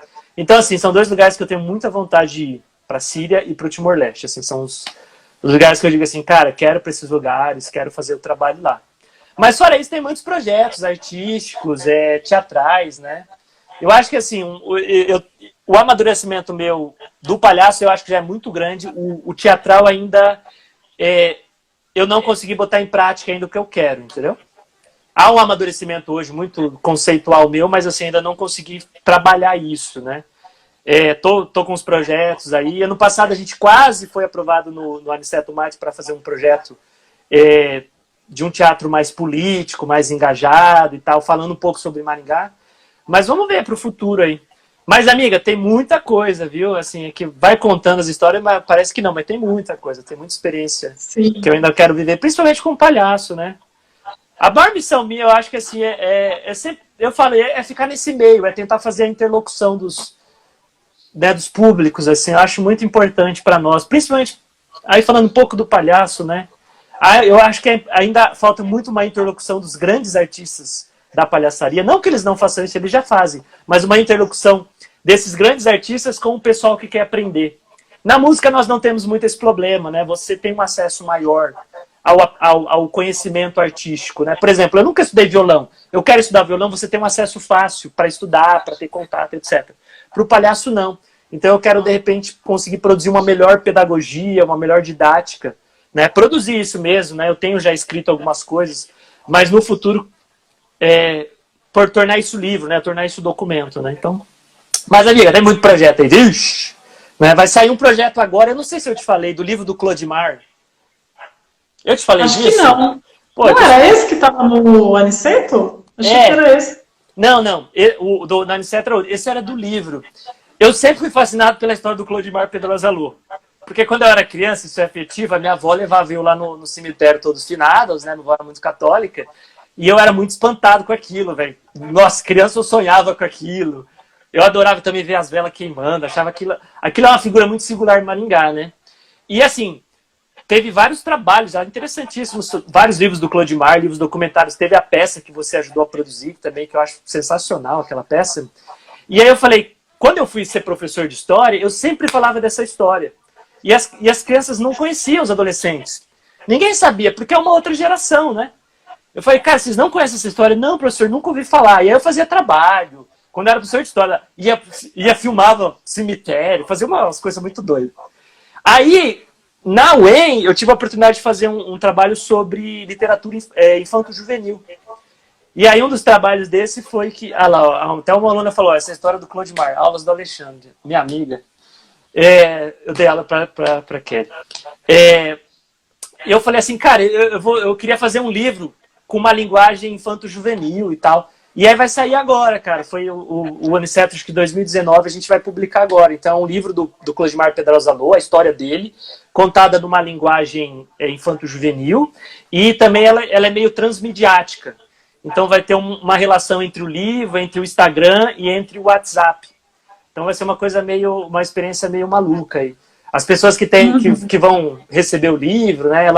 No livro tem um número, que é um livro. O livro é como se fosse um iPad em formato de WhatsApp. Então, assim, é intercalado a história do Clodimar com uma história paralela de alguém indo no cemitério. E aí, se as pessoas quiserem, elas podem perguntar para esse personagem por WhatsApp. É uma experiência, a gente vai ver como é que isso vai acontecer, né?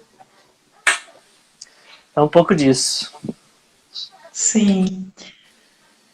Olha, temos uma pergunta aqui profunda, do Ronei de Carvalho. Focar no riso do ser não é ser muito superficial? No sofrimento não tem muito mais complexidade e essência do ser? Pô, isso aqui é uma pergunta muito legal. Então, justamente, a superficialidade, ela vai estar justamente no fato do não desenvolvimento artístico. Se o artista desenvolve bem a arte do palhaço, ele vai ser extremamente profundo. Eu vou aqui resgatar rapidamente, que isso é uma pergunta muito legal. As máscaras tradicionais gregas é a tragédia e a comédia, né? A tragédia e a comédia, a gente sempre tem aquelas carinhas. A tragédia, ela não é uma... A comédia, ela não é uma oposição à tragédia, ela não é contra a tragédia. Ela é algo que está paralelo. Então elas estão em grau de importância maior. Ou seja, nenhuma é maior que a outra. O que é a tragédia? Olha, eu estou entrando já em aula de palhaço, velho. A tragédia, na minha percepção, a tragédia é quando o homem tem a consciência do homem. Por isso que a máscara da tragédia é aquela boca aberta, é o espanto. É o homem quando ele se percebe enquanto homem, ele ainda acreditava nos deuses e nos heróis, como Hércules, e ele diz assim, cara, eu sou um homem, eu sou finito, e a única certeza que eu tenho é que eu vou morrer. E de eu nascer até eu morrer, eu não domino isso, meu destino está traçado, é por isso que é a tragédia, é a morte. A comédia, ela nasce como um paralelo a isso. Não é uma negação disso. Eu não olho para a morte e falo assim, caraca, eu vou morrer. Ah, drogas, então... Não. Ele olha para a morte e diz o seguinte, cara, existe a morte. Só que até a gente chegar numa morte, há a possibilidade de gerar uma outra coisa, que é a vida. A comédia é o símbolo da vida, a tragédia é o símbolo da morte. E aí que vem o riso. O riso é uma faculdade mental para produzir vida. A gente só ri de coisa trágica. Porque se não houvesse o riso, enquanto sociedade, a gente já estaria se matado, a gente estaria extinto. A gente está num caos social, político, existencial, blá, blá, blá. Cara, se não tivesse a zoeira de tudo isso, a gente se matava, né? Quanta zoeira a gente recebe no WhatsApp, a gente vê nos programas. Não é uma comédia banal. A comédia ela tem uma função social muito importante. Da gente conseguir aceitar tudo isso. Não é negar e nem tornar aquilo superficial. É produzir uma outra coisa. Não é negação. Então, assim, no hospital, quando a gente vai lidar com o sofrimento humano, na perspectiva do palhaço, nós vamos lidar com esse ponto. Não é que a gente não negue a tragédia. A gente sabe que a tragédia existe, a gente sabe que a pessoa está doente, que existe a tensão, que provavelmente, às vezes, a pessoa vai morrer daqui 2, 3 dias ou uma semana. A gente sabe disso. Mas enquanto a gente está ali, a gente fala, cara, a gente vai focar para um outro lado, buscar a vida. E uma das coisas que produz vida é riso, né? Por isso que quando nasce alguém, todo mundo ri de alegria, chora de alegria, né? Então, filosófico isso, né? Filosófico isso. Complexo, porque também tem o riso, também tem as questões, tem os debates, né, sobre o riso, que em alguns momentos ele é condenado também, né, que você não aceita que as pessoas riem de certas coisas, enfim, tem toda uma... O riso, eu como sou meio materialista, velho, eu falo que o riso ele tá ligado à questão social, né, então... Cada sociedade ela vai rir de uma coisa, Por exemplo, é um fenômeno que poucas pessoas têm estudado com esse olhar, e é um negócio que eu até atinei num dos eventos que eu participei, que é, por exemplo, o retorno da bufonaria. Você que é do movimento teatral, você percebe, começa agora a ter muita oficina de bufão, espetáculo de bufão. Por quê? Porque o bufão ele só vai aparecer na sociedade quando há um extremo na sociedade. Quando há uma sociedade extremada. O que é a nossa sociedade europeia e americana? É uma sociedade extremada. Aí você precisa de uma figura artística para lidar com isso. Aí começa a ressurgir o bufão. O bufão hoje está nos top 5 aí da pesquisa teatral, né? Então isso é muito louco, né? Tem muita coisa interessante nisso. Sim, Xande, eu acho que a gente deu aquela passada por tudo, né? Você sentiu falta de falar alguma coisa? Tem mais alguma coisa que você queira comentar? Amiga, não, eu acho que assim, tinha muita coisa, né? Então, tipo assim, é muita coisa mesmo. Por conta assim, do próprio nosso trabalho ser um leque muito amplo, né? Então acaba tendo muita maluquice. Eu acho que talvez o último detalhe aqui para citar, mais como um registro também, porque aqui é um registro documental histórico, é falar um pouquinho do projeto que agora eu estou desenvolvendo no mestrado, que é a pesquisa do Grupo Carmim, que é um projeto bem interessante. Você acha que já teve a oportunidade de conhecer o Carmim? Você assistiu o Jaci? Sim. E a Invenção do Nordeste você não assistiu não, né? Assistiu também? Assistiu no Filo? Eu assisti em São Paulo, no Sesc Belenzinho. Ah, que legal. Eu assisti na estreia, Então, eu tenho trabalhado hoje um grupo que ele é muito interessante, porque ele é um grupo de teatro do Rio Grande do Norte, que era uma região que não tinha muita tradição teatral. Ela vai ter uma grande abertura com o Cláudio Shakespeare e agora com o Carmim. E ela é um grupo que ele quebra muito essa questão do eixo Rio-São Paulo. E ele traz uma provocação muito interessante, que eu acho que é muito pertinente para os nossos dias atuais, porque ele faz uma leitura justamente a peça que eu estou trabalhando, a Invenção do Nordeste, né? Que ele vai fazer um trabalho teatral sobre como são criadas algumas imagens de regiões do Brasil, por exemplo, como a do Nordeste, e que fazem com que aquela imagem fique condensada. Da gente sempre achar no Nordeste, não só no teatro, mas na vida, o lugar do atraso, o lugar da pobreza, do sertão, do cangaceiro, do beato, do Padre Cícero, dessas figuras, e achar que lá é sempre o excluído, né? E, portanto, a culpa do atraso do Brasil está lá. E é um questionamento muito pertinente que surgiu mais ou menos do grupo também, e socialmente você observa isso, com as últimas eleições. Ou como houve esse momento ali de extremos, um extremo dizendo assim, a galera vota tudo aqui porque a galera é dependente, é pobre, é nordestino, etc. Que é uma discussão muito atual dessas xenofobias, desses preconceitos. Mas o que me interessa muito no Carmim é que ele tenta fazer uma discussão que não está justamente nesses extremos. Ele vai pontuar justamente como as ideologias extremadas, tanto de direita quanto de esquerda, elas acabam fazendo a mesma coisa, que é produzindo uma arte em que o Nordeste esteja sempre em situação de atraso do mundo agrário, mundo rural. Então eu acho que é uma pesquisa muito interessante para os nossos dias atuais e principalmente para nós, a maioria artista, a maioria que talvez sim tenha um discurso mais social, um discurso às vezes mais atrelado a movimentos de esquerda, porque não me considerando entre o meio e a esquerda ali, eu acho muito pertinente, porque às vezes a gente está produzindo alguns discursos que está dando fôlego para o outro lado crescer. E isso é muito complicado.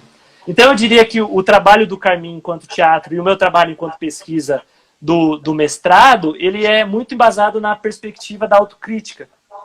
A importância dos artistas constantemente fazer uma autocrítica. Um ponto disso é, por exemplo, a peça que eu falei, A Morte do Cangaceiro. A gente faz uma peça em 2010 sobre o Nordeste extremamente regionalista, com questões extremamente complicadas no meu olhar de hoje, né? E aí eu falei, como é fundamental para mim, como artista, produzir autocrítica a todo momento. Né? Para dizer assim, olha... Oi? Pode concluir. Então, para ter um olhar sempre autocrítico do que eu estou fazendo, né? Para que a crença e a conduta sempre estejam andando juntas, né? Para não entrar em discussões muito extremadas, assim. Eu acho que nisso a gente se aproxima, a gente que ali acompanha algumas discussões do Grupo da Cultura, né? Cara, né? Você já largou mão, né? Assim, eu verdadeiramente quase nunca entrei, mas assim, tu quer ter uma discussão mais, digamos, profunda, né? Que vai dar uma solução, e não porque você está falando, mas assim, porque você tinha umas pautas muito interessantes e a maneira de discutir certa, que daí a galera entra falando tanta aberração, cara, que dá um certo desânimo participar, né? Não sei se você me entende. Acho que você, mais que tudo, você é uma das maiores representantes nossas culturais. Eu ia te perguntar se você tem um pé no Nordeste, porque o teu palhaço chama Cajuíno Castanho. Cara, aí que eu falo, né? Eu falo assim, numa coisa bem jamiliana da história, né? A gente é uma mistura de ruínas, né? Os meus avós, eles são baianos, meus avós maternos. Eu sempre gostei do Nordeste em todos os sentidos, assim. Me casei com uma baiana, né? Já viajei muito para lá. Sempre gostei da cultura, né? Lógico, hoje com algumas ressalvas, mas assim, alguns princípios culturais sempre gostei muito, sempre li muito cordel, né? Toda vez que eu vou viajar por Nordeste, sempre volto com 5, 10 cordéis, assim, tem uma coleçãozinha e tal. Mas assim, o que você fala é factual, velho. Tem uma proximidade, eu acho que é histórica, artística, em todos os sentidos, né? Afetiva também, que eu adoro o Nordeste, assim, pra mim é um... Não sei, assim, eu não sei em uma palavra explicar o que é, mas tudo a ver. E quando eu fui batizado de Cajuíno Castanho, aí pra mim eu acho que fez todo sentido, né? Sim. Então as coisas foram... A gente pensar que a gente está numa cidade como Maringá, em que a gente sempre fala desse aspecto do apagamento da figura do nordestino, né? Do quanto ele foi excluído da narrativa da história oficial, substituído, digamos assim, ou apagado mesmo por paulistas e mineiros, como se não tivesse 9 estados nordestinos aqui também. Raquel, o que você fala é ponto. Esse trabalho que eu queria fazer, que era a peça de teatro, era para falar justamente disso, dessas identidades que são apagadas, né? O nome do espetáculo é Sertão Ingá, né? Ser/tão Ingá, né? Então, a minha ideia de espetáculo, lógico, ainda está muito no processo de ideias, é montar alguma coisa para discutir justamente essa construção da cidade de Maringá, porque existe a história oficial, mas existem as outras histórias.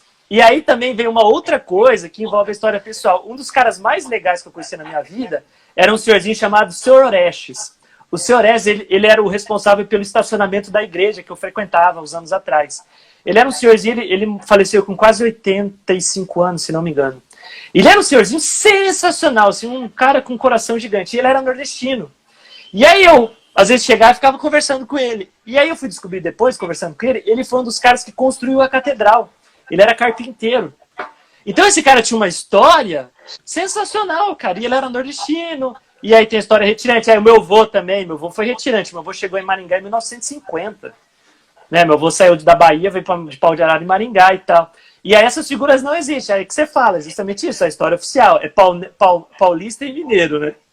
O nordestino, os outros grupos, os nortistas, eles são todos meio que apagados, né? E também aí que vem também uma questão que na minha percepção também acaba sendo um pouco política, né? Paulistas e mineiros têm uma percepção política muito de um lado, né? Esses grupos têm de outro. Talvez não seja interessante falar disso. E aí vai, né? Maringá desde sempre sendo Não é ruim nem é bom, né? Eu vejo assim, Maringá, em tese, ela tem um certo equilíbrio, mas é um equilíbrio meio arrogante, né? É um equilíbrio meio arrogante. A nossa história é muito assim. Que Maringá é igual. Se você já deve ter contato com alguns pioneiros ou pessoas ligadas a isso, mas assim, você ouve falar, Maringá não tem favela. Maringá, quando Maringá quis evoluir, ela destruiu a favela. Aí você vai conversar com a galera que viveu lá, mano, os caras querem matar o Silvio Barros, o primeiro. João Paulino, né? Esses caras aí, velho. Então, assim, são histórias que ficam no esquecimento. Aí você fala assim, por que essas histórias estão no esquecimento, né? A quem interessa? Que eu acho que é a questão artística de quem quer um teatro mais engajado, né? Então, assim, essas percepções minhas, e aí que é aquela pergunta, talvez, pra gente encerrar também, acho que por conta também, talvez tenha compromisso, é a parte teatral que eu quero, de repente, começar a botar mais em prática, entendeu? Eu não tive ainda a oportunidade no palco para trabalhar algumas dessas questões, né? Então são vários projetos. A gente está com outro projeto também, isso um amigo meu desenvolveu e ele me convidou, eu topei. Nós vamos fazer um projeto da pesquisa dos ferroviários de Maringá, que é um grupo que está terminando agora, a maioria está morrendo, né? Eles têm dois bairros, e é um grupo importantíssimo para a construção da cidade. Era um grupo que morava hoje no Novo Centro, você imagina?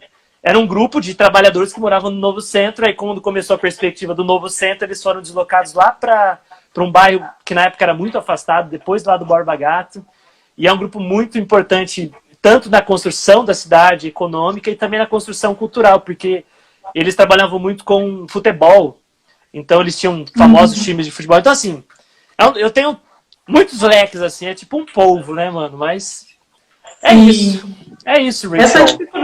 Essa dificuldade da gente fazer uma conversa como essa, né? Porque a gente fica meio indo e... Eu só queria uma última mesmo pergunta para fazer o registro da pandemia, de como foi para você, né? Eu não sei, me parece assim que você tem agora um trabalho separado seu, assim, um outro CNPJ, uma outra coisa além do Hudson, do Expressão, né? Do Expressão de Amor. Como é que como é que a pandemia, o isolamento impactou na sua trajetória, no seu trabalho? O espaço camarim está aberto ainda ali perto do cemitério? Como que vocês trabalharam e se reinventaram nesse período? Assim? Como é que foi? Isso assim, é muito louco. Isso que é uma coisa muito louca. A gente trabalha com muitas pernas, né? Tanto eu quanto o Hudson, né? Então, assim, Algumas coisas a gente já foi separando justamente porque são conflituosas, assim. Não é conflito, mas assim, a necessidade de repente, fazer uma outra coisa. Por isso também um outro CNPJ, para a gente conseguir trabalhar de um outro lado. Nós temos ali um espaço, que é o camarim, que é onde que às vezes a gente funciona como uma escola de palhaço e às vezes a gente também dá outros tipos de curso. Com a pandemia, esse espaço não fechou, porque nós tínhamos já alguns apoios de algumas pessoas, a gente tem um patrocínio, não fechou. Não fechou no sentido do aluguel, mas toda a renda que era produzida por lá, aí cessou, né? E aí a gente teve que se reinventar de várias maneiras, né? Aí todo esse trabalho que a gente fazia em Maringá parou de fato. Nós perdemos um contrato que nós tínhamos no hospital, por exemplo, a gente perdeu isso. O trabalho dentro ali do camarim a gente parou também, teve que parar. E outras coisas também de apresentação, foi tudo cancelado, curso, tudo cancelado. Esse ano, eu brinco também com o Hudson, né, que a gente é quase sócio nesse sentido. Esse ano de 2020 ia ser muito produtivo pra gente em vários sentidos. Era o ano que a gente falou, caraca, mano, esse ano vai bombar. E tudo foi por água abaixo, então a gente se reinventou. Eu consegui muito trabalhar no sentido online com a escola de palhaço. Eu consegui migrar disso. E aí eu fiz duas percepções. Uma foi a percepção de fazer um curso mesmo pago, para dividir algumas perspectivas da minha pesquisa de palhaço, e era restrito isso.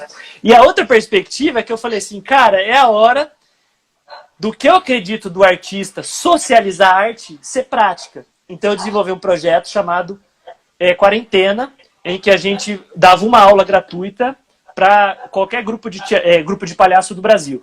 E a gente se encontrou com quase 150 grupos de tudo quanto é canto do Brasil. Então foram mais, eu calculo mais ou menos umas quase 300, 400 horas. A gente fazia pelo Zoom, tudo gratuito, eu comprei o Zoom e tal, porque eu falei, isso é socialização, né? Eu tenho um meio produtivo, eu socializo para quem não tem acesso, né? Então eu me encontrei com grupos de palhaços de Redenção no Pará, Alegrete, Rio Grande do Sul, Manaus, São Paulo, uns trilhões. E foi um projeto também muito legal. Então, assim, consegui de alguma maneira trabalhar um lado mais comercial e também um lado social para ser efetivo mesmo artisticamente na quarentena. Foram duas coisas muito legais. Esse projeto Quarentena foi muito legal também, foi muito enriquecedor, né? Ajudar a galera a refletir, desconstruir muita coisa. Então, tomara que dê frutos, né? Vamos ver. Mas assim, foi basicamente isso. Diga, amiga. Como é que você acha que vai ser agora, daqui para frente, assim? Qual que é a tua perspectiva para 2021, 2022? Amiga, assim, eu não vejo com muita, assim, eu acho que assim, a normalidade eu acho que é 2022, a normalidade. Até final desse ano eu acho que ainda é um processo, né? De maneira assim, matemática, então eu penso assim, a partir de julho, se normalmente a gente viajava todo final de semana, provavelmente a gente vai viajar um final de semana. Se os teatros, os grupos de teatro apresentavam todo final de semana, vão apresentar um ou dois, entendeu? Eu acho que vai ser bem gradual, mas assim, eu acho que, por exemplo, a gente está nessa perspectiva de abrir ou não os teatros, essa discussão. Eu acho que quando abrir a gente vai conseguir ter público, se ajustar, né? A galera também está muito carente, né? Está muito carente dessas coisas. Então, acho que tomando cuidado, dá pra ir levemente fazendo as coisas, né? Também para não surtar, né, velho? Acho que para não surtar... O teatro você não surtou, não? Porque todo mundo surtou na quarentena. Dá uma surtadinha de leves, né, velho? Eu fui buscar talvez se você viaja muito, né? Às vezes foi até bom ficar um pouco em casa, curtir a Renata, curtir a família, o cachorrinho, não sei o quê. Ganhei um coelho, né? Foi aí que veio o coelho. Mas, Rich, pra mim foi muito bom, mas lógico, eu sabendo que foi terrível para a sociedade, mas para mim foi muito bom. Eu acho que talvez eu não tenha muito pirado por conta do mestrado, porque daí eu consegui me focar. Eu falei, cara, eu tenho uma coisa para fazer. Aí eu estudei muito, né? Li muito, né, nessa quarentena. Mas foi sim, acho que foi triste. Você deve ter um livro do Carmin, né? Tenho, li bastante Carmin. Hoje tá 80% do trabalho feito. Eu fui estudar história, tem muita coisa legal, por isso que eu falo, a gente que é da história do teatro, a história do teatro brasileiro ainda é muito, não é mal contada, não é essa palavra, ainda tem muita pouca coisa. Né? Por exemplo, a história de Maringá do teatro é muita pouca coisa. A gente tem algumas coisas, mas assim, é pouco, né? Pensar que a gente é recente, a gente tem 70 e... não sei como Maringá, 73 anos, né? A gente tem pouca coisa, assim, digo, de profundidade e tudo mais. E aí, por exemplo, fui estudar a história do Teatro Nordeste, fui estudar a história do teatro, por exemplo, do Rio Grande do Norte. Você vai descobrir coisas lá que você fala, cara, que coisa louca. E isso é muito louco, que é aí que vem a desconstrução. Por exemplo, eu tive acesso a uma... No Brasil, para quem estuda teatro, o marco da dramaturgia com luta de classes é um texto do Juraci Camargo, chamado Deus Não Lhe Pague. Qualquer livro aí, qualquer panorama teatral... luta de classes no teatro no Brasil, Juraci Camargo.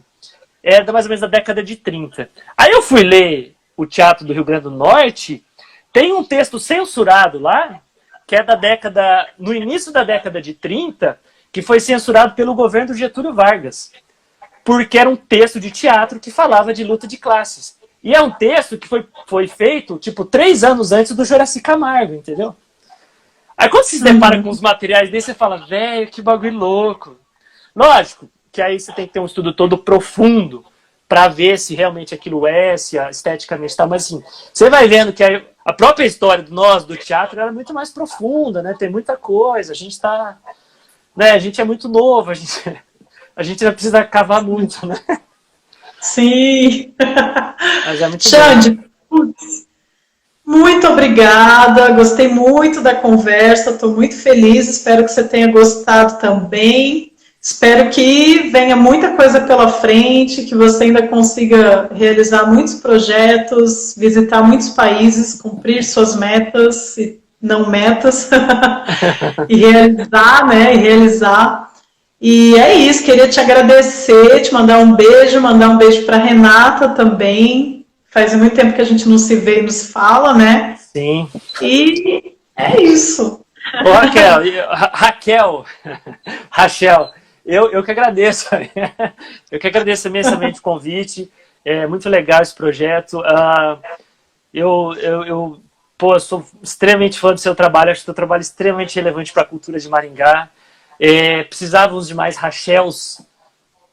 Rachéis, né? No plural vai ser Rachéis. A gente precisava de mais Rachéis em Maringá. A gente tem uma lacuna de produção, infelizmente. Então, assim, teu trabalho eu acho que é fundamental para a nossa cidade.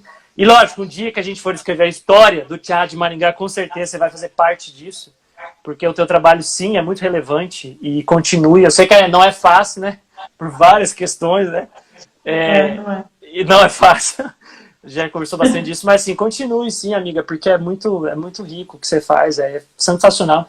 E quem sabe um dia também a gente possa trabalhar junto em alguma produção, alguma coisa, que eu acho que vai ser uma experiência também muito boa. Conte sempre conosco, tá bom? Eu sei que às vezes a gente não consegue ajudar por conta do tempo, de outras questões, mas na medida do possível, veja a gente sempre como bons parceiros. Tá legal?